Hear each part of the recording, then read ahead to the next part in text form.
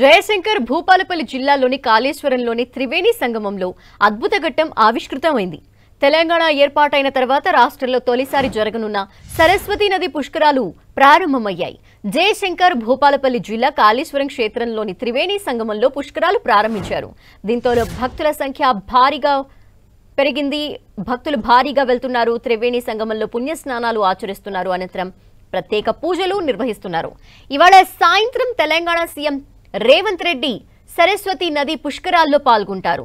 సాయంత్రం 4:30 గంటలకు సీఎం రేవంత్ రెడ్డి దంపతులు కాళేశ్వరానికి చేరుకోనున్నారు. పుష్కర స్నానం ఆచరించి శ్రీ కాళేశ్వర ముక్తీశ్వర స్వామి వార్లని దర్శించుకుంటారు. అనంతరం సరస్వతి నదికిచ్చే ప్రత్యేక హారతిలో పాల్గొంటారు. ఇక్కడే ఏర్పాటు చేసిన 10 అడుగుల సరస్వతీదేవి విగ్రహాన్ని ఆవిష్కరిస్తారు. భక్తుల వసతి కోసం నిర్మించిన 86 గదుల సముదాయాన్ని ప్రారంభిస్తారు.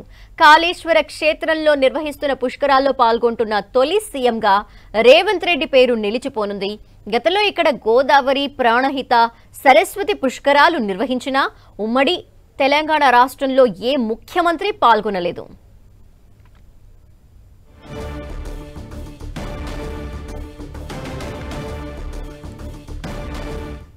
సరస్వతి నది పుష్కరాలకు సంబంధించిన డీటెయిల్స్ మా ప్రతినిధి సతీష్ అడిగి తెలుసుకుందాం. సతీష్, ప్రస్తుతం ఏర్పాట్లు ఏ విధంగా జరిగినాయి పుష్కరాలకి?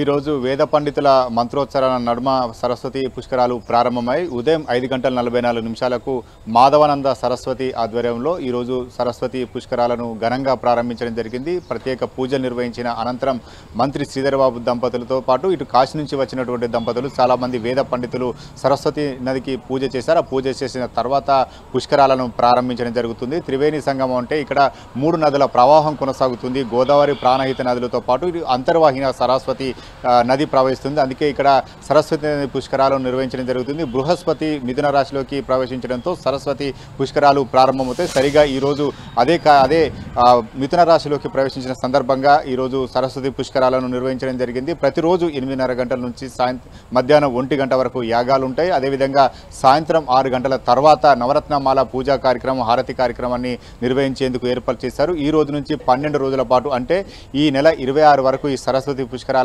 కార్యక్రమాన్ని నిర్వహించడం జరుగుతుంది. చాలా కాళేశ్వర ముక్తీశ్వరం చాలా ప్రాశస్త్యం పొందినటువంటి ఆలయం. ఇక్కడ 2 పానపట్టాల పైన 2 శివలింగాలు ఉంటాయి. ఈ దేశంలో ఇక్కడ కూడా ఏ శైవ క్షేత్రంలో కూడా ఇలా శివలింగాలు ఒకే పానపట్టంపై ఉండవు, కనిపించవు కూడా. ఇక్కడ మాత్రం ఇది ఒక ప్రత్యేకత చెప్పుకోవాలి. రోజు అభిషేకాలు శివుని నీళ్లతో అభిషేకిస్తుంటారు కాబట్టి ఆ నీళ్ళని కూడా ప్రాణేత గోదావరి నదిలో కలుస్తాయి. అంతర్వాహినిగా దీన్నే సరస్వతి నదిగా పిలుస్తుంటారు. ఇటు సౌత్ ఇండియాలో ఎక్కడ కూడా సరస్వతి పుష్కరాలు నిర్వహించకపోవడంతో ఇక్కడ భారీగా భక్తులు తరలి వస్తారని చెప్పి భావించి దాదాపు 33 కోట్లతో ఏర్పాటు చేయడం జరిగింది. ఈరోజు సాయంత్రం సీఎం రేవంత్ రెడ్డి కూడా సరస్వతి పుష్కరాల్లో పాల్గొని నదీ స్థానాన్ని ఆశ్రయించిన తర్వాత 17 అడుగుల సరస్వతి మాత విగ్రహాన్ని, అదేవిధంగా తాళపత్రాలతో కూడినటువంటి విగ్రహాన్ని ఇవన్నీ కూడా ఆశ్రయించిన తర్వాత నవరత్నమాల కార్యక్రమంలో పాల్గొనడం జరుగుతుంది. మొత్తానికైతే 12 రోజుల పాటు ఈ పుష్కరాలు కొనసాగనున్నాయి.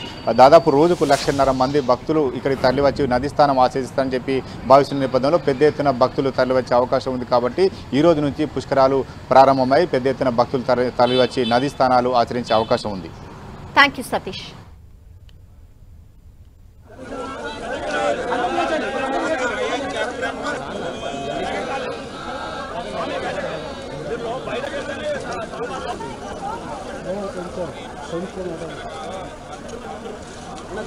కొంచెం